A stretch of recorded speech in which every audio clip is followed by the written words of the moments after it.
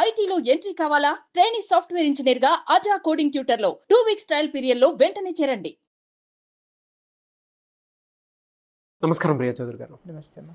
ఈ మధ్య మీరు వీడియోస్లో మాట్లాడేటప్పుడు ఎక్కువగా పిల్లల మీద మెడిటేషన్ క్లాసెస్ స్టార్ట్ చేస్తున్నాను, మంచి పాజిటివ్ రిజల్ట్ ఉందని చెప్పారు. మీరు పిల్లల్లో కూడా కొంత యాక్టివిటీని చేంజ్ చేయాలనుకుంటున్నానని చెప్పగానే బయట వాళ్ళు కూడా కాల్ చేసి మరీ అడిగారు, ఏమండి మా పిల్లలకి సంబంధించి ఏదైనా చేద్దాం అనుకుంటే ప్రియా చౌదరి గారిని కన్సల్ట్ అవుదాం అనుకుంటున్నాను అని చెప్పేసి అడిగారు. ఎందుకండి అంత ఫోకస్డ్గా ఎందుకున్నారు పిల్లల విషయంలోనే? నేటి పిల్లలే రేపటి భావి భారత పౌరులు నాగరాజ్ గారు. అవును, ఒకప్పుడు ఈ స్లోగన్ ఎంత అద్భుతంగా ఉండేదనంటే, నేటి బాలలే రేపటి పౌరులు అనగానే ఒక వైబ్రేషన్ వచ్చేది బాడీలో. అంటే మన మీద పెద్ద బాధ్యత ఉంది ఈ దేశాన్ని ఉద్ధరించడానికి అనేటటువంటి ఒక స్లోగన్ ఉండేది, ఒక వైబ్రేషన్ ఉండేది. అసలు ఇవాళ ఎక్కడన్నా కనపడుతుందా సార్ అది? నువ్వు ఎట్లన్నా బతికే, నువ్వు ఏడన్నా ఉండు, నువ్వు చచ్చిపో, నన్ను పోషించు. ఈరోజు అనంతమైనటువంటి ఈ యొక్క వ్యాపార సంస్థలు ఏవైతే ఉన్నాయో ప్రతి ఒక్కడూ కూడా మనిషి యొక్క బలహీనతల మీద వాడు వ్యాపారం చేస్తున్నాడు. మనిషి యొక్క బలహీనతల మీద ఈరోజు వీడియో గేమ్స్ తీసుకోండి, అన్నీ కూడా ఎమోషన్స్కి సంబంధించినవే కదా. మనిషిలో ఉన్నటువంటి ఫెరోషియస్నెస్ని బయటికి తీసుకొచ్చేయే కదా. అసలు అవి బోర్డర్ దాటి మన దేశంలోకి వస్తున్నాయి అని అంటే, నాగరాజు గారు, బాధ్యత కలిగినటువంటి పౌరుడు ఎవడున్నాడు సార్ వాటిని అడ్డుకునేది? అర్థమైందా? అలాగే మత్తు పదార్థాలకి పిల్లలందరూ బానిసలు అవుతున్నారు. మీకు ఒక ఎగ్జాంపుల్ చెప్తాను. కరెక్ట్గా అడిగారు క్వశ్చన్, నా లోపల ఉన్న బాధ మొత్తం వెలగక్కాలి. నాకు ఇట్లా సుడులు తిరుగుతూ ఉందన్నమాట. ఎప్పుడు ఈ కాన్సెప్ట్ అడుగుతారా అనుకున్నానే అని ఎదురు చూశాను. కొన్ని నెలల నుంచి వెయిట్ చేస్తున్నాను. సరే మీరు ఇట్లాంటి అడగట్లేదని ఈ మధ్యకాలంలో అసలు నేను మాట్లాడడం కూడా మానేశాను. వాడు ఇప్పుడు చెప్తాను వినండి. రీసెంట్గా ఒక చిన్న ఎగ్జాంపుల్ చాలు సార్, నేను ఎందుకు ఇంత ప్రయత్నం చేస్తున్నాను అనడానికి. రీసెంట్గా బాంబేలో ఒక స్కూల్లో, ఎడ్యుకేషనల్ ఇన్స్టిట్యూషన్కి సంబంధించిన అన్ని బ్రాంచెస్లో, ఈరోజు ఒక స్కూలే ఉండట్లేదు కదా. నా చిన్నప్పుడు ఒక ప్రైవేట్ స్కూల్కి ఒక హెడ్ మాస్టర్ ఉండేవాడు, వాడిదే స్కూలు. బట్ ఇవాళ ఏంటంటే ఒక ఎడ్యుకేషనల్ ఇన్స్టిట్యూషన్ ఉంటే ఆ చుట్టూ మొలకల బోల్డన్ని ఉన్నాయి, ఓకే, నాటిన విత్తనాలు బోల్డన్ని ఉన్నాయి. అన్ని బ్రాంచెస్లో వాళ్ళు ఏమనుకున్నారు అని అంటే, అరే సడన్ సర్ప్రైజ్ ఇవ్వాలి మన స్టూడెంట్స్కి, హైయర్ స్టడీస్ అంటే 8th, 9th, 10th class high స్కూల్లో. వీళ్ళకి సడన్ సర్ప్రైజ్ ఇద్దాం రా భయ్, వీళ్ళు బ్యాగులు చెక్ చేద్దాము, వీళ్ళు సెల్ ఫోన్లు తీసుకొస్తున్నారు, వాళ్ళు ఏదో నాటకాలు ఆడుతున్నారు, బ్యాగులు చెక్ చేసి వీళ్ళందరికీ ఒక బిగ్ సర్ప్రైజ్ ఇచ్చేసి మనం ఎంత గొప్ప వాళ్ళమో, స్కూల్ ఎంత సిస్టమేటిక్గా ఉంటుందనేది చెప్పేసి ఒక్కొక్కరిని పట్టుకొని వాయించి పడేద్దామని చెప్పేసి అని మొత్తం చెప్పకుండా చుప్ చాప్గా ఏకదం time to time 4 to 6 or 4 to 5 అనేది చెకింగ్ పెట్టి పడేసారు. ఓకే, పెట్టి ఆల్ ఆఫ్ సడన్ ఏదో ఒక స్పెషల్ స్క్వాడ్ వచ్చి దిగిపోయినట్టు టీచర్లు అందరూ ఆ హైయర్ క్లాసెస్లోకి వెళ్ళిపోయారు. టప బ్యాగులు తీసేశారు. మొత్తం చెక్ చేసిన తర్వాత నాగరాజు గారు, సర్ప్రైజ్ పిల్లలకు కాదండి, బంపర్ బొనాంజా టీచర్లకు వచ్చింది. విన్నానండి. ఏంటి చెప్పమంటారా? దాంట్లో ఏం కనుక్కున్నారు? వీళ్ళు సెల్ ఫోన్లు తీసుకొస్తున్నారేమో, వాళ్ళందరినీ పట్టేసుకుందాం, వాళ్ళు ఏదో చేసేస్తున్నారు అనేసరికి దాంట్లో దొరికినాయి ఏంటో చెప్పమంటారా సార్? చెప్పమంటారా అమ్మా?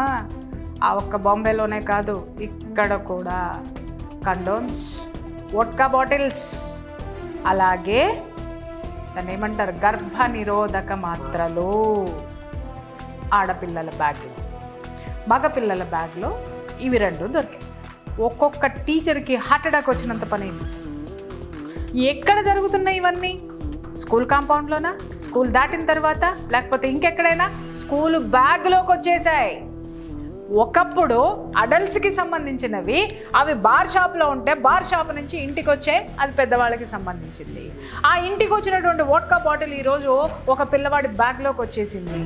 ఒక కాండోమ్ ప్యాకెట్స్ అన్నీ కూడా ఎక్కడ కొనుక్కోవాలంటే, పెద్దవాళ్ళు కొనుక్కోవాలన్నా కూడా బయట మన సినిమాల్లో బోల్డ్ అని సీన్లు చూపిస్తూ ఉంటాం. అటు చూసి ఇటు చూసి వాడు గంట ఎవ్వరు లేనప్పుడు అడిగి తీసుకునేవాడు. అలాంటిది ఒక పిల్లలు, ప్రీ టీనేజ్ అండ్ టీనేజ్ పిల్లల బ్యాగుల్లోకి ఈరోజు వచ్చి చేరిపోయినాయి. గర్భ నిరోధక మాత్రలు ఆడపిల్లల దాంట్లోకి వచ్చినాయి. సార్ ఇప్పుడు చెప్పండి సార్, మన పిల్లల అభివృద్ధి భాషలో ఉన్నారని చప్పట్లు కొట్టుకుందామా, సిగ్గుతో తలదించుకుందామా సార్? అమ్మో, చాలా కేర్ తీసుకోవాలండి పిల్లల విషయంలో మాత్రం. Right sir. ఇంకొక విషయం, నేను ఇక్కడ హైదరాబాద్లో ఒక స్కూల్లో జరిగినటువంటి సంఘటన. వాళ్ళు ఏదో ఒక ప్రోగ్రామ్ పెట్టారు. ఆ నైట్ టైం అంతా కూడా వాళ్ళకి నైట్ ఓవర్ స్కూల్లో పెట్టారు. హైయర్ స్టడీస్ అందరూ ఆ స్కూల్లో ఆ రోజు అక్కడే పడుకొని మార్నింగ్ లేచి వాళ్ళు ప్రోగ్రామ్ స్టార్ట్ చేసుకోవాలి. అర్లీ మార్నింగ్ స్టార్ట్ అవుతుంది. అందరికీ పాపం టీచర్లు అందరూ వాళ్ళని ప్రొటెక్ట్ చేసే పనిలో ఉన్నారు. కట్ చేస్తే అక్కడ జరిగిన విషయం ఏంటంటే పిల్లకాయలు అందరూ కూడా బా అరే మనం ఎందుకురా ఇదిగా ఉండేది, కోల్డ్ కాఫీ తాగుదాం అని చెప్పేసుకొని వాళ్ళు ఏం చేశారంటే వాళ్ళకి టీచర్స్ని రిక్వెస్ట్ చేశారు, మేడం కోల్డ్ కాఫీ తాగుతామని, సార్ కోల్డ్ కాఫీ తాగుతామని, ఏదో సంథింగ్ ఏదో ఒక డ్రింక్ అలాంటిది ఏదో ఆర్డర్ చేసుకుంటామంటే సరే అని చెప్పేసి అని పాపం వాళ్ళు ఆర్డర్ చేశారు. వాళ్ళందరూ హ్యాపీగా కోల్డ్ కాఫీ ఇచ్చారు. అబ్బా మా పిల్లలకి మేము మంచి చేసాం కదా అని వీళ్ళు అనుకున్నారు. కట్ చేస్తే బ్రహ్మాండం బద్దలైంది ఏంటంటే కోల్డ్ కాఫీలో వోడ్కా కలుపుకొని తాగినారు. అసలు ఆ వోడ్కా బాటిల్ ఎక్కడి నుంచి వచ్చింది, ఎవరు తీసుకొచ్చారు, ఎవరు బాధ్యతారాహిత్యంగా ఉన్నారు నాగరాజు గారు? ఒక పిల్లవాడి సంచిలోకి వోడ్కా బాటిల్ బ్యాగ్లోకి వచ్చింది అని అంటే ఆ ఇంట్లో ఉన్న తల్లిదండ్రులు, ఆ యొక్క పాష్ కల్చర్లో ఉన్నటువంటి తల్లిదండ్రులు అనుకున్నామా, అడ్వాన్స్డ్ కల్చర్ ఉన్నటువంటి దాంట్లో చాలా నైతిక విలువల్ని కోల్పోయి తొక్కేసి నారాబీపచ్చం చేసేసి అనైతికమైనటువంటి ప్రవర్తనని స్వేచ్ఛ అనుకుని అభివృద్ధి అనుకుని డాన్స్ చేసేటటువంటి ఈ సమాజాన్ని అందామా? అది స్కూల్ లోపల వరకు వచ్చింది, ఇంత పెద్ద ఘోరం జరిగింది అనుకున్నందుకు స్కూల్ యొక్క యాజమాన్యం వైఫల్యం అనుకున్నాము. బట్ ఇక్కడ అప్రిషియేట్ చేయాల్సింది ఏంటంటే ఆ యాజమాన్యం ఇమ్మీడియట్గా ఎప్పుడైతే ఈ వార్త బయటకు వచ్చిందో మొత్తం అందరినీ సస్పెండ్ చేసి పక్కన పడేశారు. అది వేరే విషయం. ఇక్కడ సస్పెండ్ చేస్తే ఇంకో స్కూల్ రెడీగా ఉంటుంది సార్, తలుపులు తీసుకుని ఎందుకు వచ్చారు అని అడగదు, అరే మాకు పిల్లలు వచ్చారు కదా అనుకుంటారు. అర్థమైందా సార్? ఈ పిల్లల్లో పెరుగుతున్నటువంటి మానసిక రుగ్మతలు ఇవన్నీ కూడా, అంటే వయసుకు ముందే ఇవన్నీ మాట్లాడుకోవాలి, వయసుకు ముందే ఇవన్నీ జరుగుతున్నాయి. ఏ టైంలో జరగాల్సినయో ఏ టైంలోనూ జరగడం లేదు. ఇవాళ ఏ పెళ్ళికైనా వెళ్ళి చూడండి సార్, చాలామంది కోపం వస్తే రావచ్చు, నాకు సంబంధం లేదు. ఏ పెళ్ళికైనా సరే వెళ్ళి చూడండి సార్, పెళ్లి కొడుకు పెళ్లి కూతుర్లు ఎవరైనా సిగ్గుపడతారేమోనని చూస్తాను సార్. సార్ అదేందో ఎట్లుంటుందో చెప్పమంటారు? అక్కడ పెళ్లి జరుగుతుందా లేకపోతే ఒక బర్త్డే పార్టీలో కేక్ కట్ చేసుకుంటున్నారో నాకు అర్థం కాదు సార్. అర్థమైందా? నా చిన్నప్పటి నుంచి బోల్డ్ పెళ్ళిళ్ళు చూసేసాను, కొన్ని వందలు చూశాను, వేలు చూశాను, నాకు లెక్కలేదు. కానీ నా చిన్నప్పుడు పెళ్ళిళ్ళు అయితే అసలు పెళ్లి కూతురు ఇలా ఇలా ఇలా ఇలా తెగ సిగ్గుపడిపోయేది సార్. అర్థమైందా? ఇప్పటికీ కూడా కాదండి, ఇప్పుడు మనం ఇది మాట్లాడామంటే మీకేం నొప్పి అని అంటారు. నొప్పే ఎందుకంటే నాకే నొప్పి, ఎందుకంటే సమాజం అధపాతాళానికి పోతుంది కాబట్టి దాన్ని సంస్కరించే వాళ్ళు ఎవరు ముందుకు రావటం లేదు అని ఆలోచిస్తున్నాను కాబట్టి నొప్పి నాకే సార్. ఎందుకంటే ఎంతో మంది తల్లిదండ్రులు నా దగ్గరకు వచ్చి ఏడుస్తున్నారు కాబట్టి నొప్పి నాకే సార్. ఎందుకంటే నోరేసుకుని సమాజం మీద పడి బతకండి అని చెప్తున్నాను కాబట్టి నొప్పి నాకే సార్. ఎందుకంటే నాకు కూడా పిల్లలు ఉన్నారు కాబట్టి ఆ పిల్లలు ఈ యొక్క సమాజంలో ఉన్నటువంటి ఈ అలవాట్లను ఎలా ఎక్కడ అడాప్ట్ చేసుకుంటారు అని చెప్పేసి గుండెల్లో నొప్పి సార్. అందుకే మాట్లాడుతున్నాను. నేను కూడా ఒక తల్లినిగా మాట్లాడుతున్నాను, ఒక బాధ్యతాయుతమైనటువంటి వ్యక్తిగా ఈ సమాజంలో ఉన్నాను కాబట్టే నేను మాట్లాడుతున్నాను. నొప్పి గిప్పి అని మాట్లాడితే బొప్పి కట్టేటట్టు తల బొప్పు కట్టిస్తాను. ఎందుకనంటే తమాషాలు పడుతున్నారా? ఎవడైనా మాట్లాడనివ్వండి సార్. ప్రతి అడ్డమైన వాడి చేతిలో కూడా ఇవాళ సెల్ ఫోన్లు ఉంటున్నాయి. ఎవరికి తెలుసు సార్? ఎవరికి బాధ్యత ఉంది? సమాజం అంటే బాధ్యత ఎవరికి ఉంది సార్? పిల్లల్ని తీర్చిదిద్దాలని ఎవరికి ఉంది సార్? దేశం పట్ల భక్తి ఎవరిలో ఆత్మవిశ్వాసం ఉంది సార్? చెప్పండి. వాళ్ళ ప్రతి ఒక్కడు పక్క వాళ్ళని తిట్టేసుకునో, పక్క వాడిని ఎగతాళి చేసేసో, లేకపోతే పక్క వాడిని ఏంటి ఆత్మన్యూనత భావంలోకి గురి చేసో బతికేసి వీడిలో ఉన్నటువంటి నైజాన్ని సాడిజాన్ని బయట పెట్టుకునే ఈ ప్రపంచానికి నేను సమాధానం చెప్పాల్సిన అవసరం నాకు లేదు. బట్ నేను అడిగే ప్రశ్నలకు సమాధానం చెప్పండి. 10th క్లాస్ వాళ్ళ పిల్లల బ్యాగుల్లోకి ఇవన్నీ ఎలా వచ్చినాయి? వోడ్కా ప్యాకెట్లు ఎలా వచ్చినాయి? గర్భనిరోధక మాత్రలు ఎలా వచ్చినాయి? కండం ప్యాకెట్స్ ఎక్కడి నుంచి వచ్చినాయి? ఎవరి వైఫల్యం? సమాజంలో ఉన్నటువంటి ఇట్లాంటి వెధవల వైఫల్యం కాదా? ఇలాంటి వాళ్ళు ఎంకరేజ్ చేయబట్టే కాదా వ్యవస్థలు ఎలా తయారవుతున్నాయి? వ్యవస్థలదా లోపం, సమాజానిదా లోపమో, తల్లిదండ్రులదా లోపమో, యాజమాన్యాలదా లోపమా? ఏమంతా క్వశ్చన్ చేసుకోవాలంటే ఎవరికి వాళ్లే బాధ్యులు, ఎవరికి వాళ్ళే. మీరు, నేను, నాతో సహా మనందరం బాధ్యులమే సార్ దాంట్లో. ఎందుకంటే మీరు అన్నారు కదా నీకెందుకు నొప్పి అని అంటే నొప్పి అంటాడేమో అని నేను నోరు మూసుకొని కూర్చొని ఉంటే, కనీసం ఈ స్వరం నేను వినిపించకపోతే ఈ యొక్క దరిద్రమైనటువంటి కల్చర్ని, ఈ విషపు సంస్కృతిని పెంచడంలో నేను కూడా ఒక చేయి నాకున్నట్టే. దీన్ని ఆపకపోతే రేపొద్దున నా ఇంట్లో పిల్లలందరూ కూడా దాంట్లో తేలితే నొప్పి నాకే సార్. ఇక్కడ ఈ గుండెల్లో బాధపడేది నేనే సార్, బాధపడేది నువ్వే సార్. రేపొద్దున నీ కొడుకు ఇవాళ LKGలో ఉన్నాడు, వాడు ఫస్ట్ క్లాస్ రాగానే బ్యాగ్లు ఎత్తకండి, ఆ బ్యాగ్లో ఏమన్నా దొరికితే ఆ రోజు ఉంటుంది సార్. అప్పుడు నొప్పి నేను అడిగితే ఏం సమాధానం చెప్తావు నాగరాజ్? ఎవడికి దొరికితే, ఎవడికి కొడితే వాడికి నొప్పి తెలుస్తుంది. నొప్పి పుట్టేవాడికి చెప్తున్నా, నొప్పి తగలాలనే చెప్తున్నాను నేను. వినండి, విని తీరాలి అంతే. చెప్పేవాడు ఎవడు లేడు కాబట్టి, అడిగేవాడు ఎవడు లేడు కాబట్టి ఇంత విచ్చలవిడితనం అనేది, ఈ విష సంస్కృతి అనేది పాకిపోతూ ఉంది. కాబట్టి దీన్ని ఎవడు మాట్లాడకపోతే, ఎవడు ముందుకు రాకపోతే ఎందుకు సార్ మనం బ్రతికి? చచ్చిన శవాలు ఇవి వేమన చెప్పలేదా, పుట్టలోన చేతలు పుట్టబాగిట్ట సదాభిరామ వినరవేమ, అవి పుడుతున్నాయి, సస్తున్నాయి. ఎవరికి పడుతుంది సార్? సమాజంలో ఒక మనిషిగా ఒక విఘ్నతతో కూడుకున్నటువంటి జీవితాన్ని మనం గడుపుతున్నప్పుడు ఆ విఘ్నతని సమాజంలో నువ్వు పంచడానికి నీకేం నొప్పి? నువ్వు ఎదవైతే జనాల్ని ఎదవల కింద చూడమని ఎవడరా నీకు చెప్పింది? నువ్వు ఎదవని మాట్లాడే దమ్ము ధైర్యం నాకుంది కాబట్టి నేను మాట్లాడుతున్నా. నీకు దమ్ముంటే నీకు సవాలు ఇస్తున్నా నేను. ఎవరికైనా కానీ ఒక్క సిస్టమ్ని బాగు చేసి చూపించండి.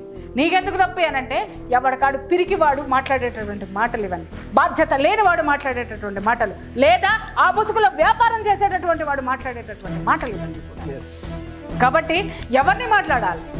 నేను మేల్కొల్పాలి సమాజాన్ని. ఎందుకంటే ఆ సమాజంలో నా కుటుంబం ఉంది సార్, నేనున్నాను సార్, నన్ను నేను ప్రొటెక్ట్ చేసుకోవాలి, నిన్ను ప్రొటెక్ట్ చేయాలి. నా ఎదురుకుండా నాగరాజు ఉన్నారు, నా ఎదురుకుండా ఇంకా పిల్లలు ఉన్నారు, నా చుట్టుపక్కల వాళ్ళు ఉన్నారు, నా అపార్ట్మెంట్లో 200 కుటుంబాలు ఉన్నాయి. వీళ్ళందరూ కూడా నా కుటుంబం కాదా? నా సమాజం కాదా? వాళ్ళు నా పిల్లలు కాదా? నిన్న మొన్నగా నా చుట్టూ తిరుగుతున్నటువంటి పిల్లలు వాళ్ళ బీర్ బాటిల్ మంచ కింద పెట్టుకుని పడుకుంటున్నారు అని చెప్పేసి చుట్టుపక్కల అందరు పిల్లల గురించి మాట్లాడుతుంటే నొప్పి వస్తుంది సార్. ఎందుకంటే వాళ్ళని నేను ఎత్తుకుని పెంచిన పిల్లలు ఇవాళ ఇంజనీరింగ్ దీనికి వచ్చేసరికి బీర్ బాటిల్స్ పెట్టుకొని, అది కూడా పేరెంట్సే తీసుకొచ్చి ఇంట్లో ఉన్నటువంటి బర్త్డే పార్టీలు చేపిస్తున్నారు అనంటే ఆ సంస్కృతికి సంస్కారానికి ఏం చేయాలో అర్థం కాక ఎంత బాధపడుతుందో నాకు తెలుసు సార్.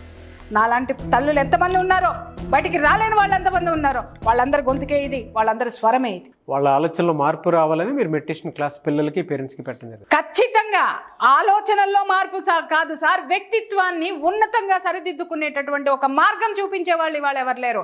ఆ ప్రతి ఒక్కడు మాట్లాడేవాడు, ఆ కింద ఒకటి ఉంది కదా, ప్రతి ఒక్కడి చేతిలో ఇది ఉంది కదా అని కామెంట్లు పెట్టేవాడే కానీ ఒక్కడినైనా ఒక్క విద్యార్థినైనా సరే ఇలా చెడు మార్గంలో ఉన్నవాడిని ఒరే నిన్ను నేను మారుస్తాను రాని పని కట్టుకుని వచ్చేవాడికి, ఆవిడకి పని పాట లేని వాళ్ళందరూ మాట్లాడే మాటలకి నేను ఎందుకు పట్టించుకోవాలి సార్? నాకేం అవసరం ఉంది? బట్ నాకు ఒక బాధ్యతని నేను తీసుకున్నాను కాబట్టి, బాధ్యత ఉంది అనుకున్నాను కాబట్టి మాట్లాడుతున్నాను. ఇక్కడ ఇలాంటి వికృతమైనటువంటి ఆ మానసిక పరమైనటువంటి ఆ రుగ్మతలు ఏవైతే ఉన్నాయో ఆ రుగ్మతలన్నిటికీ కూడా ఒక సంస్కరణ తీసుకురావాల్సినటువంటి అవసరం ఉంది. ఇది సమాజంలో ఉన్నటువంటి రుగ్మత, ఇది కుటుంబంలో ఉన్నటువంటి రుగ్మత, ఇది వ్యక్తిలో ఉన్నటువంటి రుగ్మత. వ్యక్తిని బాగు చేస్తే చాలు సార్, కుటుంబం బాగుపడుతుంది, కుటుంబం నుంచి సమాజం బాగుపడుతుంది. ఆ వ్యక్తి ఎవరో? ఈ రోజు ఉన్నటువంటి ఈ స్టూడెంట్ ఎవడైతే ఉన్నాడో వాడే రేపు సమాజం సార్. వీడిని నేను బాగు చేయగలిగితే రేపు నేను అనుకున్నటువంటి బాధ్యతాయుతమైనటువంటి సమాజం తయారవుతుంది. ఎలా అంటే పేరెంట్స్కి పిల్లలకి ఎన్ని డేస్ క్లాస్ ఉంటుందండి? 21 days class sir. 21 days class, meditation class. వాళ్ళల్లో కనీసము అట్లీస్ట్ వాడు తెలుసుకునేటటువంటి మొదటి స్టెప్. 21 రోజుల్లో ఏదో మారిపోతారు, ఏదో చేస్తారు, లేకపోతే ఏదో అవుతుందని కాదు. 21 daysలో అసలు వాడు ఎందుకు పుట్టాడో, వాడి జీవితం ఏంటో, వాడు ఎందుకు ఎదగాలో కనీసం ఇవాళ నేను చెప్తున్నాను కదా, ఏ ఆడపిల్లకి ఏ మగపిల్లవాడికి కూడా మీరు ఇంటికి వెళ్ళి చూడండి సార్, ఎదురుగుండా సోఫాలు ఇట్ట కూర్చుంటారు, ఇట్ట కూర్చుంటారు. మీరో నేనో వెళ్ళామనుకోండి, ఇట 3 సార్లు అడగాలి, అమ్ముందా అంటే ఇట చూసి నోట మాట కూడా చెప్పదు సార్ అంటారు. లేవరు, కనీసం ఇట్ట సర్దుకొని కూడా కూర్చోరు. ఆ మర్యాద లేదు. తర్వాత ఏదన్నా ఆకలిస్తుంది అనుకోండి సార్, స్విగ్గీలు డొగ్గీలు ఏవోటి ఉన్నాయి కదా, బయటికి పోయి తెప్పించుకుంటారు, లేదా తెప్పించుకుంటారు, కొంపకే వస్తున్నాయి. అక్కడ 4 కూర్చొని ఉన్నారు అనుకుందాం సార్, కనీసం ఎవరిని, లేదా పక్క వాళ్ళు ఉన్నారనుకోండి సార్, తింటారా అని అడిగే సంస్కృతి కూడా, ఈ సంస్కారం కూడా ఈ పిల్లల్లో ఏడ్చి లేదు సార్. నేను చాలామందిని చూశాను, గాబా ఏంటో సోమాలియాలో, ఒకప్పుడు సోమాలియాలో ఉన్న కరువు మొత్తం వీళ్ళకి ఒంట్లోనే ఉన్నట్టు గబగబ దాన్ని తినేసేసి ఆ ప్యాకెట్లు మడిసేసేసి పక్కన పడేయటం. సంస్కారం లేదు పిల్లల్లో. అలాగే వయసుకు మించిన కోరికలు, వయసుకు మించినటువంటి ఆలోచనలు. ఇంకొకటి ఏంటంటే, వాళ్ళు ఏ వయసులో ఎంత మాత్రం తెలుసుకోవాలో అంత మాత్రం వాళ్ళు తెలుసుకుంటే చాలు సార్. అంతకు మించి తెలుసుకొని వాళ్ళు ఈ విధంగా తయారవ్వాల్సినటువంటి అవసరం లేదు. సో వాళ్ళ ఆలోచనాత్మక ధోరణి, వాళ్ళ యొక్క సంస్కారం ఎలా ఉండాలి, పెద్దల పట్ల నడవడిక ఎలా ఉండాలి, వాళ్ళని వాళ్ళు ఎలా తీర్చిదిద్దుకోవాలి, అసలు వాళ్ళు ఎందుకు పుట్టారో వాళ్ళని వాళ్ళు వెతుక్కోవాలి సార్. ఎప్పుడైతే వాడిలో ఉన్నటువంటి ఆ క్వశ్చన్ని బయటికి తీసి దాని వైపు మనం అడుగులు వేయిస్తే కనీసం 100 మందిలో దాదాపు 30 మంది ముందుకు అడుగేసినా నాకు చాలు సార్. ఆ 70 మందిని వీళ్ళు మార్చేస్తారు. థ్యాంక్ యూ అండి. Thank you so much Priya Chowdary garu. Thank you.